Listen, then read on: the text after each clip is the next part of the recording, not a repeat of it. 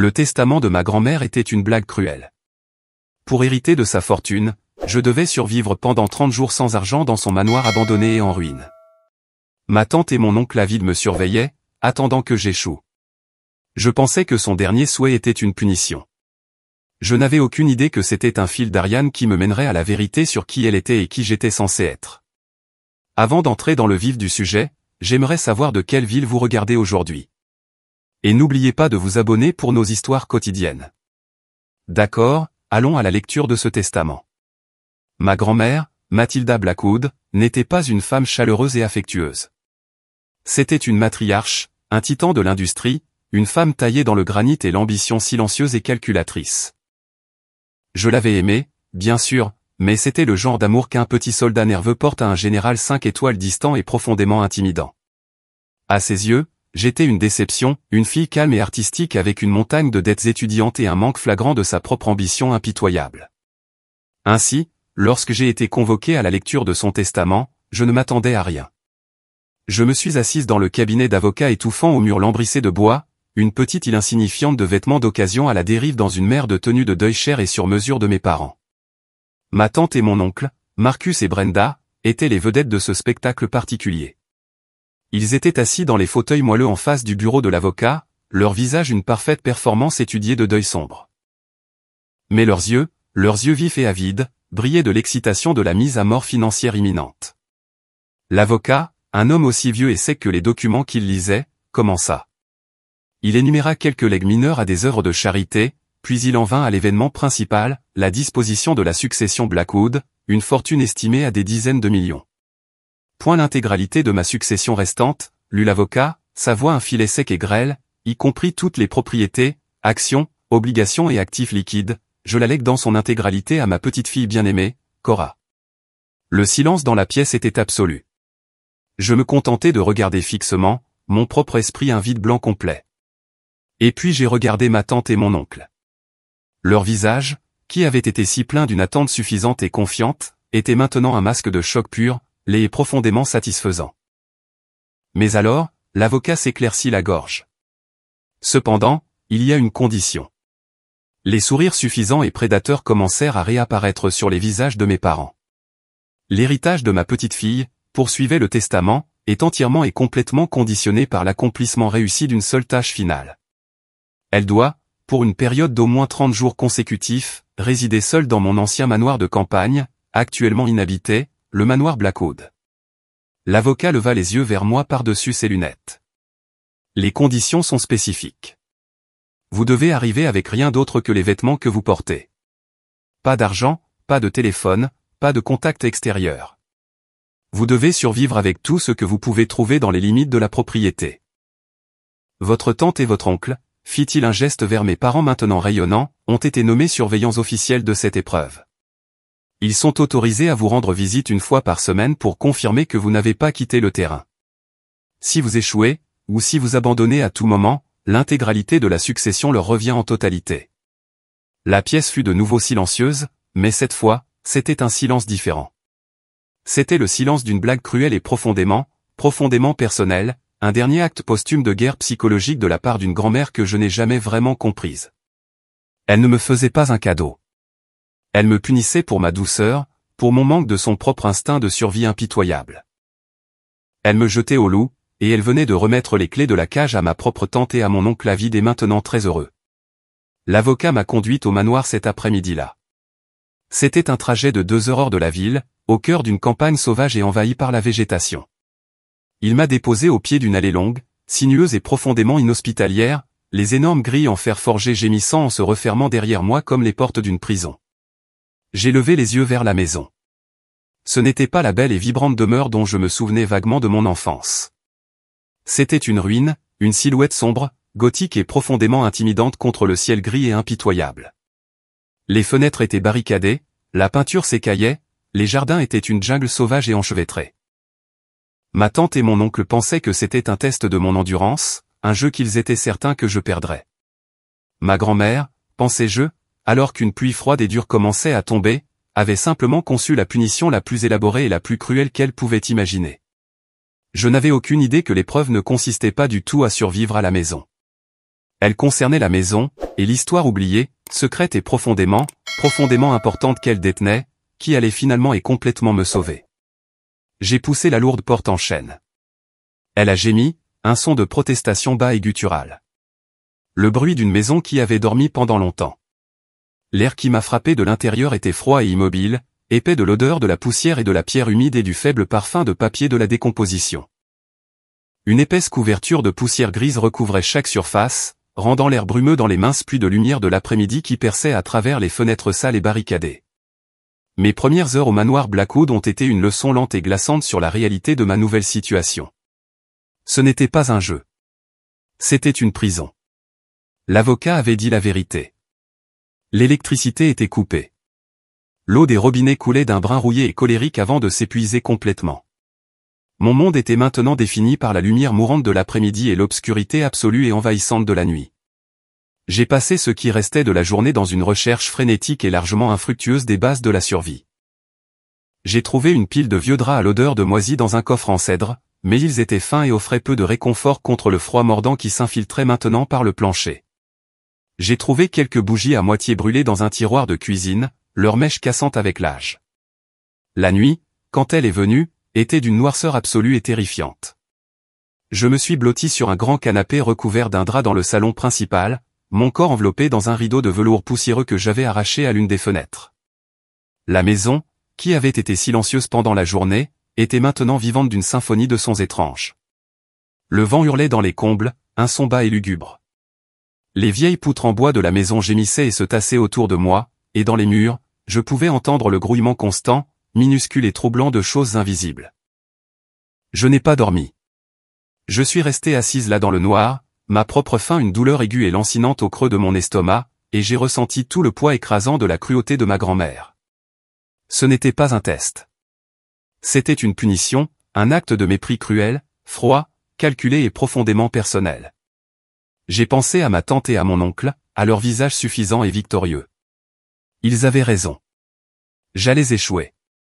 J'étais une fille de la ville, une créature de confort et de commodité. Je n'étais pas une survivante. J'ai décidé sur le champ, dans le froid, l'obscurité et la solitude profonde et absolue de cette nuit terrible, que j'abandonnerais le matin. Mais le matin, quand il est venu, a apporté avec lui un allié nouveau et inattendu, le soleil. Il filtrait à travers les hautes fenêtres sales, chassant les pires ombres des coins de la pièce et transformant les grains de poussière en une galaxie dorée et tourbillonnante. La maison, à la lumière du jour, n'était pas un monstre. C'était juste une maison triste, très vieille et profondément négligée. Poussé par une faim qui était maintenant une force brute et indéniable, j'ai commencé une recherche plus méthodique. Je suis allé à la cuisine, au grand garde-manger à l'arrière. Il était presque vide, un cimetière triste et poussiéreux d'épices périmées et de bocaux vides. J'étais sur le point d'abandonner, d'admettre ma défaite finale et pathétique, quand je l'ai vu. Sur l'étagère du haut, niché au fond, se trouvait un seul, unique et magnifiquement conservé bocal en verre. C'était un grand bocal des célèbres pêches en conserve maison de ma grand-mère, celle qu'elle préparait chaque été. Et à côté, comme laissé là par un fantôme, se trouvait un petit ouvre-boîte manuel à l'ancienne et sans rouille. Mes mains tremblaient en descendant le bocal.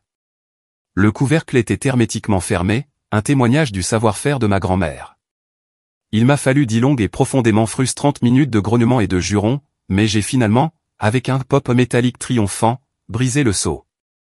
Je me suis assise sur le sol à carreaux poussiéreux de l'ancienne cuisine de ma grand-mère, dans une flaque de soleil matinal doré, et j'ai mangé ces pêches à main nue. C'était la chose la plus extraordinaire et la plus délicieuse que j'ai jamais goûtée de toute ma vie. Elles avaient le goût de l'été. Elles avaient le goût d'une vie que j'avais oubliée. Elles avaient le goût de l'espoir. Je suis resté assise là, le sirop sucré et collant une explosion d'énergie pure et vivifiante dans mon estomac vide. C'était une petite chose, une seule conserve de pêche laissée sur une étagère haute. Mais ce n'était pas une chose aléatoire. Ma grand-mère avait été une planificatrice, une stratège, une femme qui pensait 10 coups à l'avance. Et ceci, je le savais avec une certitude soudaine et absolue, n'était pas seulement un repas. C'était un message, un indice. J'ai regardé autour de la vaste maison silencieuse et maintenant beaucoup moins intimidante, et j'ai réalisé que cet endroit n'était pas vide du tout.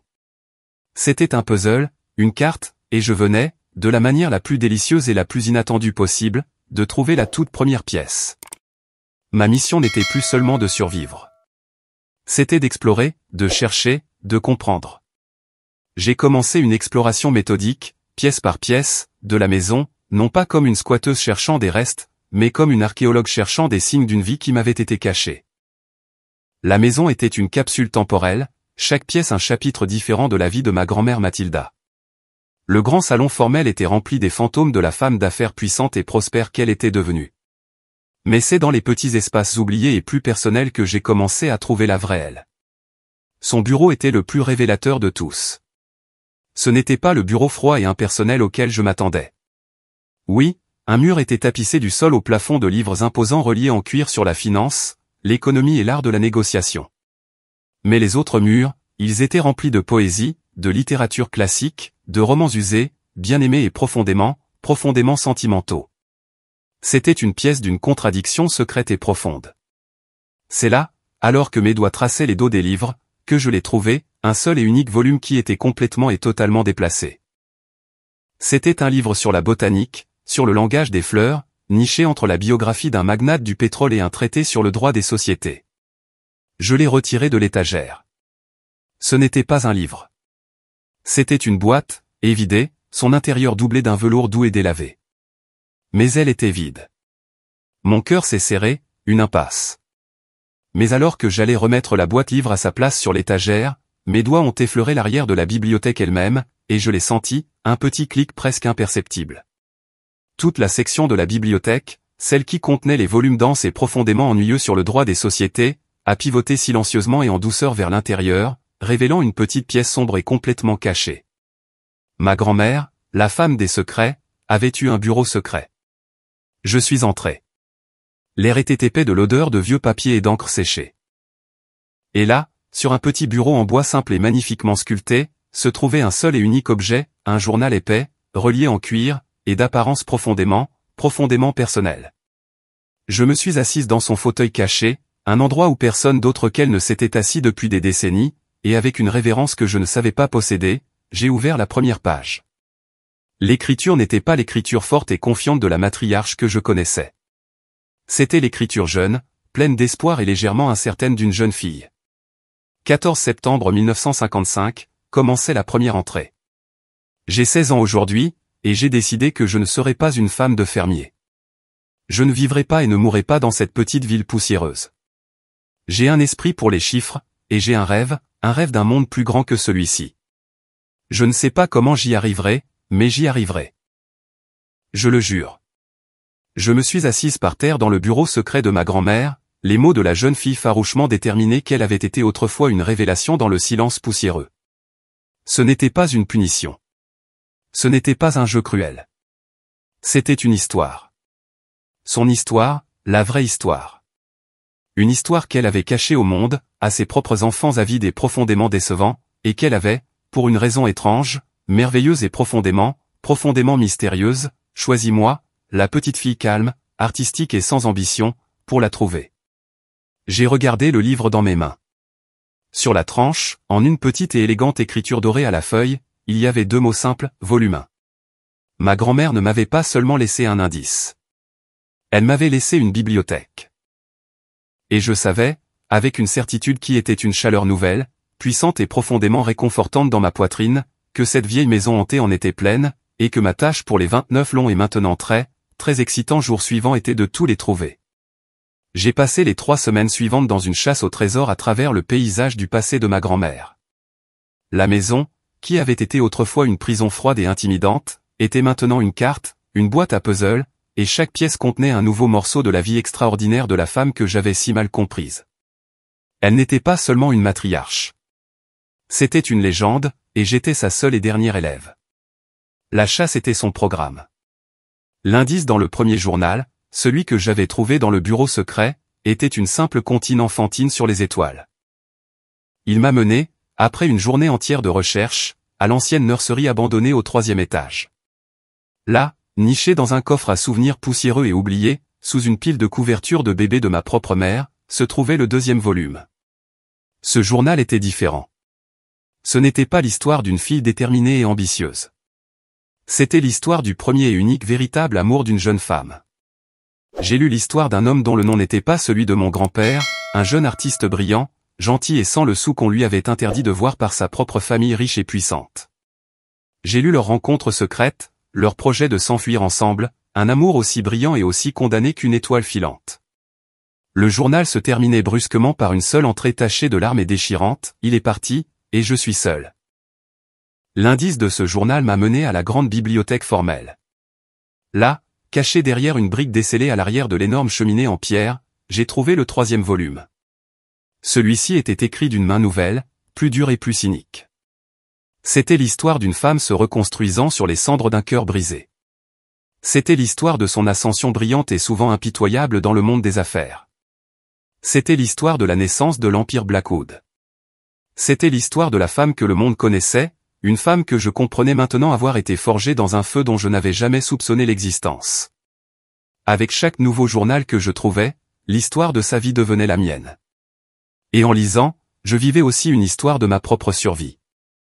J'ai appris à faire un feu dans l'ancienne cheminée. J'ai appris à trouver les champignons comestibles et les baies sauvages qui poussaient dans les coins envahis et oubliés du jardin. J'ai maigri, oui, mais je suis aussi devenue plus forte, plus ingénieuse, plus confiante. J'étais, je réalisais, la petite fille de ma grand-mère bien plus que de nom. Les visites hebdomadaires de ma tante et de mon oncle, Marcus et Brenda, sont devenues une source d'amusement discret et satisfaisant. Ils arrivaient, leur visage un masque d'une fausse préoccupation apitoyée, s'attendant à me trouver en pleurs, brisée, prête à me rendre. Il n'est pas trop tard pour abandonner, Cora, avait dit mon oncle Marcus lors de sa 2e visite, une lueur suffisante et prédatrice dans les yeux. Il n'y a aucune honte à admettre que tu ne peux pas le supporter.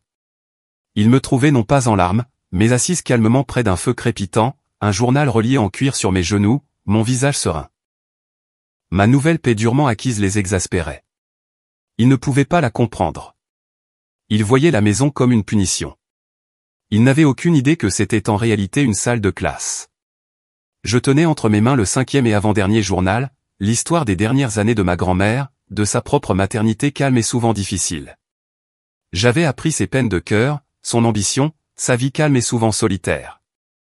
L'épreuve qu'elle m'avait imposée, une épreuve dont j'étais maintenant certaine qu'elle avait toujours su que je la réussirais, était presque terminée. Je n'avais plus peur. J'étais prête. Ma tante et mon oncle devaient venir pour leur dernière inspection officielle dans quelques jours. Ils venaient dans cette maison en s'attendant à réclamer une fortune. Ils n'avaient aucune idée que j'avais déjà trouvé le vrai trésor, celui qui ne pouvait être ni acheté ni vendu. Et j'étais maintenant, enfin et complètement, prête à leur montrer exactement ce qu'il valait. Le coup à la porte d'entrée, quand il est venu, fut une intrusion discordante. C'étaient eux, ma tante et mon oncle, Marcus et Brenda, arrivant pour leur inspection finale, officielle et, j'en étais sûr, triomphante. Je n'ai pas couru. Je ne me suis pas caché. J'ai marché jusqu'à la porte, un sentiment de détermination nouveau et inconnu dans mon propre cœur. C'était un spectacle à voir. Ils se tenaient sur le porche, dégoulinant de vêtements de marque chère, leur visage un masque d'une confiance suffisante, prédatrice et profondément satisfaite. Ils étaient là pour la mise à mort finale et facile. « Cora, ma chérie, te voilà » dit ma tante Brenda, sa voix un ronronnement doux et écœurant.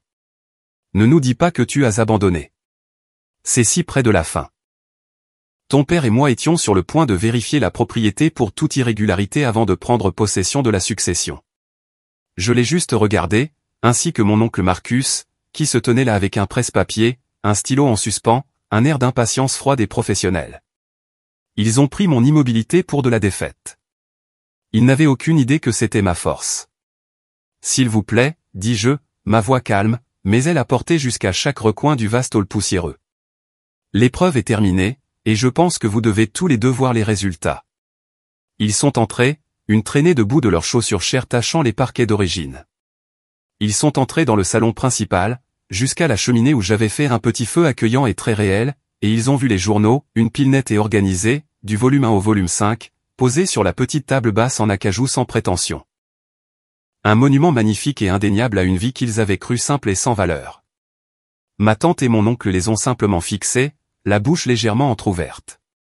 Savais-tu, oncle Marcus, commençai-je, ma voix une chose calme, tranquille et profondément dangereuse, que mamie a écrit sur toi dans ses journaux? À propos de la fois où tu as cassé sa tasse de thé en porcelaine préférée et que tu as accusé le chien.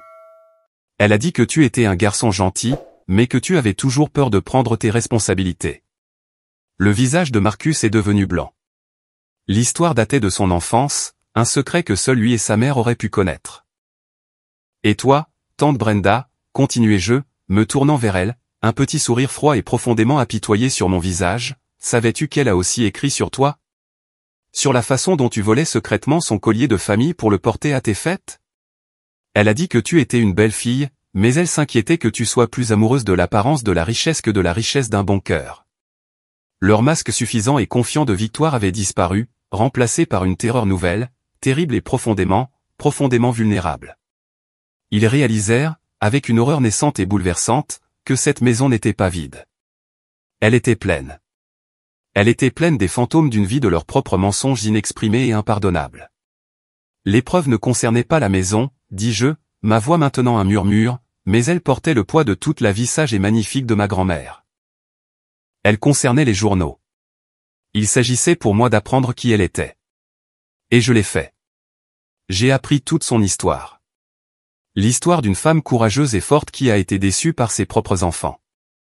L'histoire d'une femme qui était déterminée à être une mère jusqu'au bout. L'histoire d'une femme qui avait, à la fin, transmis son héritage à la seule personne qu'elle savait l'honorer. Je me suis alors dirigé vers la cheminée, vers le petit coffre-fort caché que j'avais trouvé après avoir lu le dernier indice énigmatique du dernier journal. Je l'ai ouvert et j'ai sorti un seul document soigneusement plié et d'apparence très officielle, le testament véritable, original et juridiquement contraignant. Je l'ai tendu à ma tante. Tu peux le lire si tu veux. Elle le prit de moi, sa main tremblante, et ses yeux, les yeux de ma grand-mère, parcoururent rapidement les derniers mots les plus importants de la page.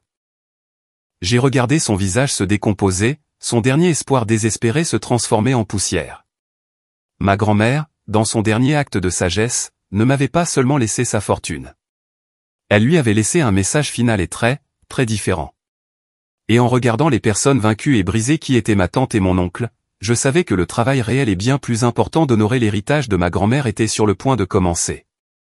Attachée au testament se trouvait une autre enveloppe, plus petite et scellée, adressée à moi de l'écriture familière et élégante de ma grand-mère. Il était écrit, à n'ouvrir qu'à la fin de l'épreuve. Avec ma tante et mon oncle comme public involontaire et profondément captif, j'ai brisé le sceau. C'était une dernière lettre d'elle. Et ce n'était pas une lettre de triomphe. C'était une lettre d'une compassion profonde et profondément stratégique. Ma très chère Cora, ai-je lu à haute voix, ma propre voix un instrument calme et stable de ses dernières volontés. Si tu lis ceci, cela signifie que tu as fait ce que j'ai toujours su que tu pouvais faire. Cela signifie que tu n'as pas seulement survécu. Cela signifie que tu as compris. Tu as trouvé mon histoire, et ce faisant, tu as commencé à écrire la tienne. Je t'ai laissé toute ma fortune.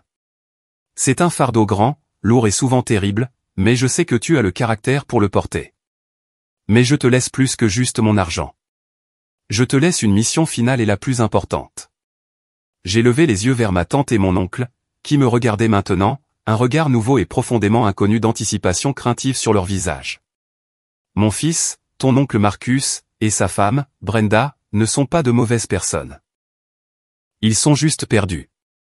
Ils ont passé toute leur vie dans l'ombre de mon succès, et ils en sont venus à croire que l'argent est la seule mesure de la valeur d'une personne. C'est de ma faute. Je n'ai pas été une bonne mère pour lui. J'étais une meilleure PDG que je n'étais une parente, et c'est le seul et plus grand regret de ma vie. Je ne souhaite pas les punir par la pauvreté, continuait la lettre. Je souhaite les guérir par un but. Ainsi, le testament a une dernière condition non négociable. Une partie de la succession doit être utilisée pour créer la fondation de la famille Blackwood, une organisation caritative dédiée aux arts et à la préservation de l'histoire locale. Toutes les choses que ton oncle a toujours qualifiées de futiles. Et toi, ma chère Cora, tu en seras la présidente. Et ta tante et ton oncle, ai-je lu, livrant le dernier et brillant échec et mat, s'ils souhaitent recevoir leur propre héritage annuel généreux de la succession, ils n'auront d'autre choix que d'accepter un poste. Ils travailleront pour toi, pour la fondation, pendant les 5 prochaines années. Ils apprendront par le travail de leurs propres mains qu'un héritage n'est pas quelque chose dont on hérite, mais quelque chose que l'on construit. L'histoire ne se termine pas par une victoire, mais par un nouveau départ profondément stimulant. C'est 1 an plus tard. Je suis assise en bout d'une grande table en acajou poli. Je ne suis pas dans une salle de conseil d'administration. Je suis dans la bibliothèque nouvellement restaurée du manoir Blackwood, qui est maintenant le siège officiel de la fondation de la famille Blackwood. La pièce est remplie de la chaude lumière du soleil de l'après-midi et du murmure calme et respectueux d'une réunion du conseil. Ma tante et mon oncle sont là. Ce ne sont pas les mêmes personnes suffisantes et arrogantes d'il y a 1 an. Ils sont plus calmes. Ils sont humbles. Et ils sont, à ma surprise profonde et sans fin, bons dans leur travail. Mon oncle Marcus, avec son esprit vif pour les affaires, est devenu un collecteur de fonds brillant et étonnamment passionné. Ma tante Brenda, avec ses nombreuses relations sociales, est devenue une organisatrice d'événements redoutables pour nos galas de charité. Ils ne sont pas seulement mes employés. Nous sommes, pour la toute première fois de nos vies entières et profondément compliquées, une famille. Une famille étrange, brisée et maintenant enfin et véritablement en voie de guérison. Ma grand-mère ne m'avait pas seulement laissé une maison pleine de ses souvenirs. Elle m'avait laissé une feuille de route, une carte qui m'avait mené non seulement à ma propre force, mais à la bonté cachée et longtemps oubliée dans le cœur des personnes même que j'avais autrefois considérées comme mes ennemis. Elle ne m'avait pas seulement enseigné son histoire. Elle avait, avec son dernier et plus brillant acte d'amour, fait de moi l'auteur de la nôtre. Une histoire absolument brillante et mature sur l'incroyable prévoyance d'une grand-mère et une épreuve qui était bien plus qu'une simple survie. Que pensez-vous de la condition finale et choquante de la grand-mère dans son testament? Dites-le nous dans les commentaires ci-dessous. Si vous avez été ému par cette histoire puissante de guérison familiale, veuillez montrer votre soutien en cliquant sur le bouton j'aime et assurez-vous de vous abonner pour plus d'histoires émouvantes et qui font réfléchir. N'oubliez pas de cliquer sur la cloche de notification pour ne jamais manquer une mise en ligne. Merci d'avoir regardé, et à la prochaine.